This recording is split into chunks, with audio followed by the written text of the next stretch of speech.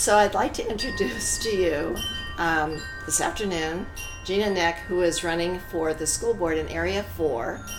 And Gina, I always start off with asking everybody what their three most important issues are. First one is school safety. And by school safety, certainly the physical safety of our children, but also the mental and emotional safety of the kids in the NMUSD district. It's a huge problem. It's a huge problem, and I have some, I believe, to be great ideas on how to handle that issue. Yeah, can you tell us something? Tell us something about that. So, first and foremost, addressing drugs in our schools. And one way that I plan to collect information in order to determine even how to address this issue is by putting together citizen action committees that are comprised not only of parents and teachers, administrators, community members, but also students, students in the schools, because they have the insider information that you and I don't necessarily have. And so getting them actively involved in part of the problem solving as it relates to safety and drugs, but also mental, like I said, mental safety, emotional safety. Our kids are under more stress today than ever before. There are a lot of kids coming from broken homes. There are a lot of stresses in our world. We all know about it. We see it on TV. And adults don't even have the tools necessarily to handle these problems, let alone the children. So how are we looking at that issue and really finding solutions and getting the kids involved and coming up with those solutions because they're living it? Right. So I'm part of a nonprofit that teaches leadership to kids. And part of what we do is we train kids to teach kids.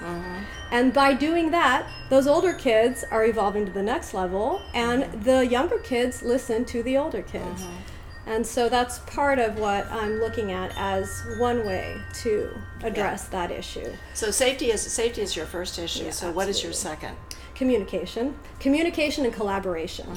I believe in coming together, and so having direct communication with, as I was saying, through these citizen action committees that involve students, teachers, parents, anyone interested in the community, experts, and also people who aren't experts, but have an insider look at what's really happening here in our community and have concerns. And having those citizen action committees meeting regularly. And it may be that we have an action committee that's comprised just to address one issue. An issue gets presented to the board. We form a citizens action committee. That citizens action committee's job is to find solutions to that issue. When that is addressed, we look at disbanding that committee and creating a new one for another problem. You know, I believe that we always need to be bringing in fresh ideas, fresh blood, so that nothing remains stagnant and we can come up with real solutions and really collaborate with our community.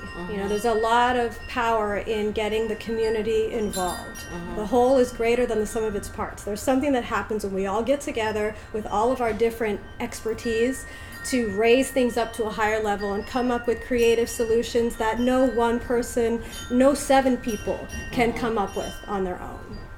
That's great. Okay, third. The third most important issue, raising the self-esteem and developing the innate leadership skills in our kids. I just feel there have been some incidents of recent past that were tied to compromised self-esteem. Our kids, like I said, are under a lot of stress. So what are we doing actively as a district, actively in the schools, to really help to boost our children's self-esteem? Because it starts there. That's true. Okay, so in the district, it's very difficult. One of the most difficult things is to get information. I mean, the board members get their information about a week ahead of time what's going to be on the agenda, and there are contracts and things, and so it's very difficult to get that information. How do you plan to do that? Having been a consultant through the majority of my professional career, I've learned how to get in there, you know, when I'm presented with contracts to review and issues to address, where I may not have the background personally to deal with it. What I've always done is go out and find the experts, and in this case, community members, teachers, parents, the same thing, citizen action committees, where I can collaborate and get the information I need to bring to the table an educated potential solution to whatever it is that's presented. Okay, what do you think is the biggest problem facing the district in the next year or the next 2 years? I'm going to say safety. You know, it's really an issue of concern at a lot of different levels right now. So I'd say that is one of the biggest problems that we're going to be having to address in a new and creative way over the next few years. Okay, Gina, Yes. what's your favorite book? I know, it's you know, people agonize over their favorite books, right? So really, what's yours? My favorite. I have a couple Okay. that are like totally different. So the first one, which I'm actually rereading right now, and it's very timely that I started reading this before even deciding to put my hat in the race, and that's a book called Synchronicity, The Inner Path of Leadership by Joseph Jaworski.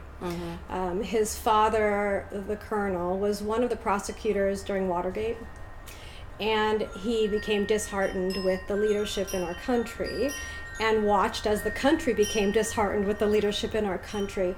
And he watched his father go through this process, and he slowly started to develop his own way of handling it, and he got real interested in leadership and how to collaborate and bring people together to create real solutions and provide real leadership that effectuates change that's positive and for the betterment of everyone involved. What's the name of that book again? It's called Synchronicity, The Inner Path of Leadership. It's very highly reviewed by top CEOs, executives.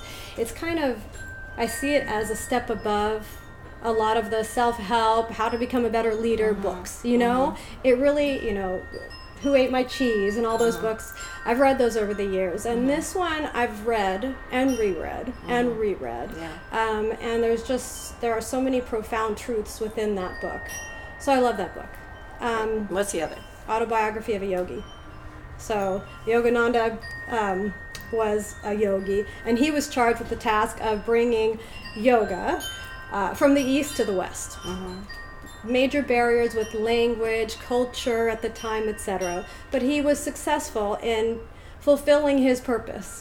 And so there are a lot of ancient truths and wisdoms within that book that I really appreciate. So you do yoga, correct? I do, yes. Okay. Yeah. Okay, so what person do you most admire, or people? I know you have more than one. I have more than one. Yeah. Lincoln, President Abraham Lincoln. I have a deep admiration for him and what he was able to accomplish in bringing a country together when there was a lot of derisiveness and divisiveness going on. And so Abraham Lincoln I admire tremendously. Fred Rogers. So Fred Rogers, yeah, Mr. Rogers' Neighborhood. Gabrielle watches that all the time. What he was able to do through public television. He was actually a minister or pastor, and he really taught kids that they're important just the way they are. And so when we talk about self-esteem, he understood how to boost a child's self-esteem. He understood how to connect with children and help them to become the best version of themselves that they can be. And that's really what I'm about here. And so I admire him. He was able to regain funding, so public funding was going to be cut, and he successfully, you know, through the political route, was successful in keeping he said it took him about 5 minutes or something to convince them that the committee was amazing. Yeah, it's a great documentary, by the way. There's a great documentary. Yeah, I'm sure you've seen it. And that video of him presenting is incredible. What he was able to do and how he was able to speak to the decision makers, you know, I admire him tremendously. And then Audrey Hepburn. I love that in the second half of her life, she really dedicated herself to service. You know, and she was quoted as saying, you know, God gave us 2 hands, one to feed ourselves and one to serve others. And that's how I was brought up. That's what I believe in. And so I admire her as well. Thank you so much, Gina, for coming by. It was my pleasure. Thank you.